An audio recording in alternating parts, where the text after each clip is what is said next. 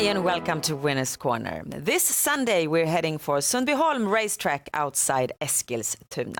And we seem to have quite a tricky Grand Slam 75 round ahead of us. How have you been thinking attacking this round, Mike? It's a really difficult round. Really low-grade races, a couple of them, and pretty even fields. I think my hair is a lot grayer today than it was yesterday, just from trying to find the right picks here. Okay, we'll start off, however, in race 6. It equals the third leg in the Grand Slam 75 round. It's a sprint race, 1,640 meters, and we have a favorite in number 2, Fonda Bocco. But you don't recommend any of the most betted horses here. You go for an outsider. Yeah, Fonda Bocco is good and should be the favorite here, but it's better value to go for number 4, Wake Up America, a very effective frontrunner for Fredrik Larsson. This time Rickard Skoglund is driving, and I just love that fact. Wake Up America showed improving form last time, was in the lead, got some pretty nasty pressure in the lead there, tried to get away from them over the final stretch, but ran out of gas a bit at the end there. That was on a winter track or with studs in the shoes. I think we can expect a summer track at Eskilstuna this Sunday, and they can race without studs in the shoes, and that's a big plus for Wake Up America. Good post as well. Rickard Skoglund, also a fast driver from the start, likes the lead, as does the horse. So from the lead, number 4 is the one to beat. So we start off this race day with a win bet on horse number 4, Wake Up America, in race 6. Turning the page to race 7, that is the fourth leg in the Grand Slam 75 round. We have full distance, only 9 horses on the starting list, and the biggest favorite of the day, Mike, here in number 7, Troublemaker Face. What do you think of that? Definitely the best horse on the second tier here, on the handicap tier. But as I said, I expect a relatively fast summer track at Eskilstuna. So that really changes things around compared to the winter conditions we've had for a bit now, when it's been easier to come from behind. Now it's going to be tricky to catch the leaders. And number 2, Young Love, is going to be the leader here. Jorma Kontio is driving for Per Lennartson. I think he's going to take the lead, keep a pretty good pace all through the race, and make it difficult for number 7. Those two really stand out. Young Love, 3 races, very inexperienced, but showed better style last time. Got beat, of course, but up against some really good horses there, and was in the lead there for Per Linderoth, getting some heavy pressure there as well. So from the lead once again, or I'm going to go for the leader once again.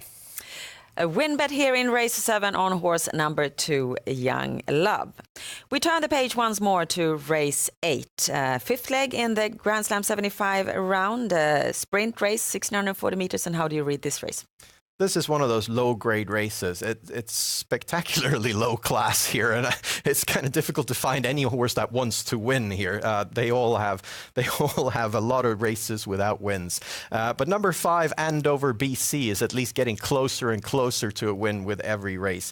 Last time he was boxed in over the final stretch there. The driver looking for an opening, not getting any, and I think the horse had a bit more gas left than you can tell the last 50 meters when the leader drew clear there, and the horse couldn't quite accelerate.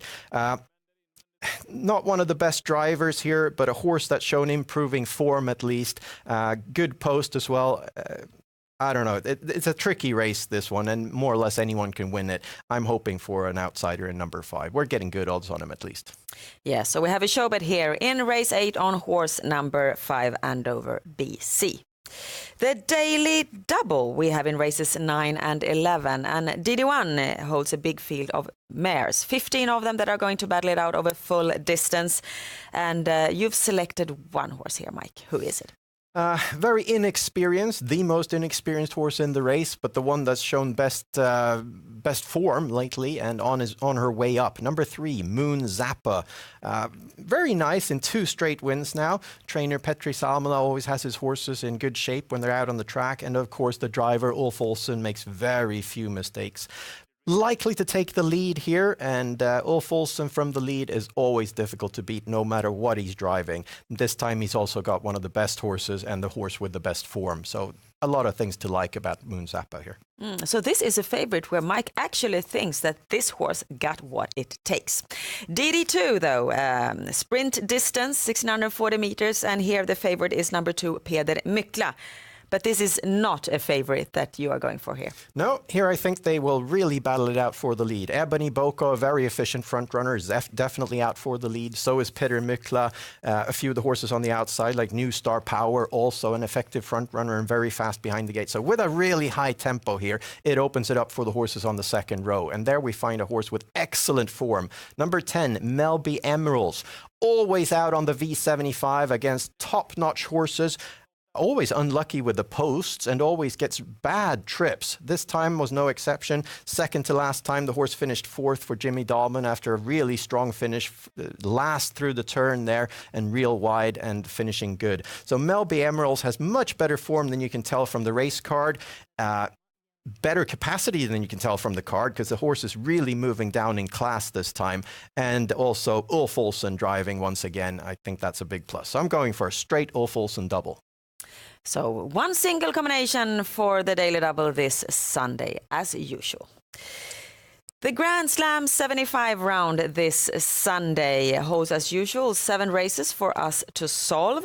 Mike, you've built up a neat little system for us with 2 bankers, and one of them is an outsider and one of them is a favorite. And we've talked about both of them already. Any additional comments on them as bankers? Well, Wake Up America is a bit of a gamble, of course, but that's the way to win big on the Grand Slam. You can't use all the favorites. For once, I'm using one at least. I think we can still see a good payout with Moon Zappa winning. There are 2 races left that we haven't talked about yet, and that is the first 2 legs in the round. And let's start now with the first leg. It's a small field, 7 horses, and you exclude 1 horse, Mike. Number 4, Pampero. Don't you feel uncomfortable doing this? I mean, normally, if I do that, which has happened a couple of times, of course, the excluded horse is the one that is going to win. Why do you do this? Yeah, it's just for that reason. I thought I'd give you a safe winner. It's sure that number 4 will win now. No, it's a spectacularly low-grade race here, and if number 4 wins it, I will be very, very much surprised. But I did it a bit for the fun. Okay. GS75-2 is an apprentice driver's race over short distance, and you've chosen to mark 4 horses here. Why these 4? In this one, I couldn't really afford all that much more. For me, number 1, Campbell JP, if he races up to what he showed a few months ago back in November. But after that, he's failed a few times and hasn't really impressed me. But if he's back in form once again, I think he's definitely the first horse in this race.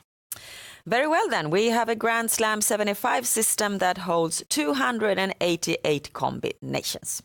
Thank you, Mike, for your effort this Sunday. And of course, you find much more information about this race day at Sundbyholm Racetrack at our website, swedishhorseracing.com. Best of luck now this Sunday. Bye-bye.